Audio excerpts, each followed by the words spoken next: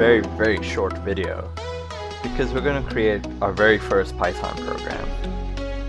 In the Maya script editor, choose the Python tab and type print followed by a space, quotation marks, hello, my name is, and put in your own name. My name is Dhruv, so I'm going to put down Dhruv. Finally, to run it, we're going to click on the double arrows up here. When you click that, you'll see that Maya reports back.